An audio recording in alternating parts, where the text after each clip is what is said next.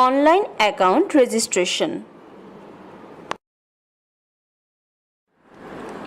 এই টিউটোরিয়ালে দেখতে পাবেন ইউজার আইডি এবং পাসওয়ার্ডের জন্য আবেদন, কর্মকর্তা হতে ইউজার আইডি এবং পাসওয়ার্ড গ্রহণ, প্রথমবার লগইনের জন্য পাসওয়ার্ড পরিবর্তন। ট্যাক্সপেয়ার অনলাইন সার্ভিসে আপনাকে স্বাগতম। ইলেকট্রনিক ফাইলিংয়ের মাধ্যমে আয়কর রিটার্ন দাখিল করতে একজন করদাতাকে যে ওয়েবসাইটে প্রবেশ করতে হবে তার অ্যাড্রেসটি হল www.etaxnbr.gov.bd। এটি জাতীয় রাজস্ব বোর্ডের অফিসিয়াল পোর্টাল। অনলাইনে আয়কর রিটার্ন এবং আবেদন দাখিলের জন্য একজন নতুন করদাতার অবশ্যই একটি ইউজার আইডি ও পাসওয়ার্ড প্রয়োজন হবে। ইউজার আইডি ও পাসওয়ার্ড পেতে করদাতাকে কিছু তথ্য সহ সংশ্লিষ্ট সার্কেল অফিসে আসতে হবে। সর্বপ্রথমে করদাতা অনলাইন ফাইলিং ট্যাব থেকে অ্যাকাউন্ট রেজিস্ট্রেশন ফর্মটি ডাউনলোড করে নেবেন এবং প্রিন্ট করবেন। এই ফর্মটিতে করদাতাকে কিছু প্রয়োজনীয় তথ্য পূরণ করতে হবে।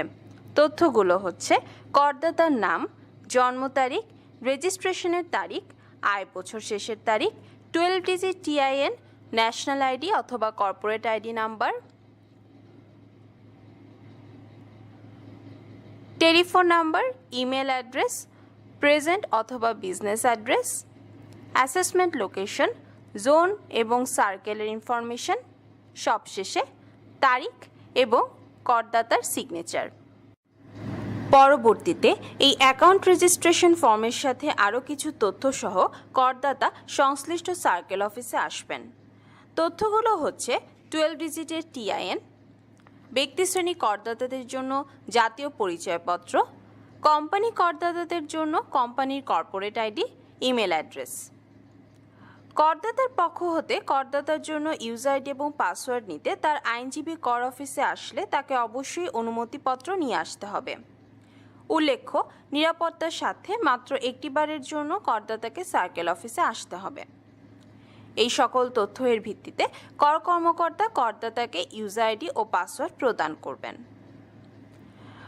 কর্মকর্তা হতে ইউজার আইডি এবং পাসওয়ার্ড সম্বলিত একটি সার্টিফিকেট করদাতা গ্রহণ করবেন, যা দিয়ে পরবর্তীতে করদাতা অনলাইন রিটার্ন সাবমিশন সিস্টেমে লগ ইন করতে পারবেন।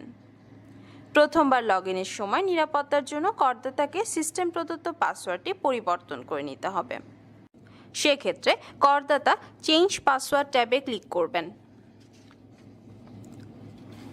ট্যাক্সপেয়ার্স অনলাইন অ্যাকাউন্ট সার্টিফিকেটে যে ইউজার আইডি রয়েছে তা ইউজার নেম অংশে ইনপুট করতে হবে।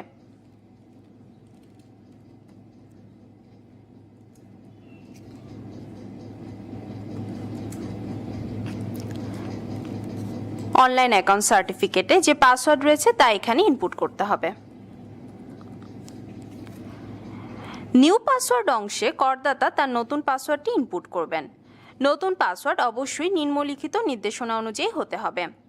পুরাতন পাসওয়ার্ড থেকে ভিন্নতর, 8 থেকে 20টি বর্ণের মধ্যে হতে হবে, অন্তত একটি বর্ণ, একটি সংখ্যা এবং একটি বিশেষ চিহ্ন থাকতে হবে।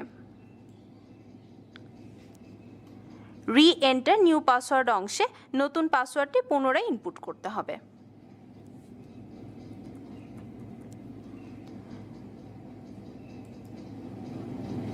Please enter the text below অংশে বক্সে দেখানো টেক্সট ইনপুট করতে হবে।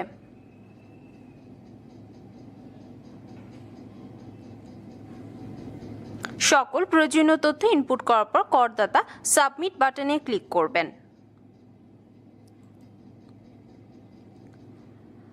পাসওয়ার্ড সফলভাবে চেঞ্জ হয়েছে তা এই মেসেজ অংশে দেখা যাচ্ছে। You have change password successfully. আরও একটি পদ্ধতিতে করদাতা চাইলে তার পাসওয়ার্ডটি পরিবর্তন করতে পারবেন। করদাতা ওয়েবসাইটে প্রবেশ করে অনলাইন ফাইলিংয়ে ক্লিক করবেন। এখানে ক্লিক হিয়ারে ক্লিক করতে হবে। এই স্ক্রিনে করদাতা তার ইউজার আইডি, পাসওয়ার্ড এবং ক্যাপচা ইনপুট করবেন।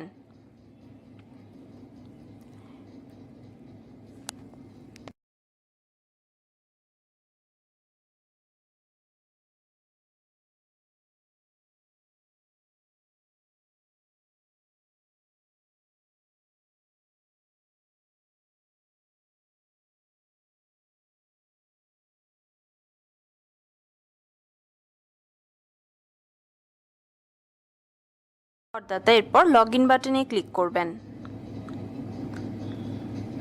লগ ইনে ক্লিক করার পর করদাতা পাসওয়ার্ড পরিবর্তন করার জন্য এ ধরনের একটি স্ক্রিন দেখতে পাবেন। এখানে করদাতা তার প্রয়োজনীয় তথ্য ইনপুট করবেন। ওল্ড পাসওয়ার্ড অংশে করদাতা সার্টিফিকেটে যে পাসওয়ার্ড রয়েছে তা ইনপুট করবেন। নিউ পাসওয়ার্ড অংশে নতুন পাসওয়ার্ড ইনপুট করবেন। নতুন পাসওয়ার্ড পেতে কিছু শর্ত পূরণ করা দরকার।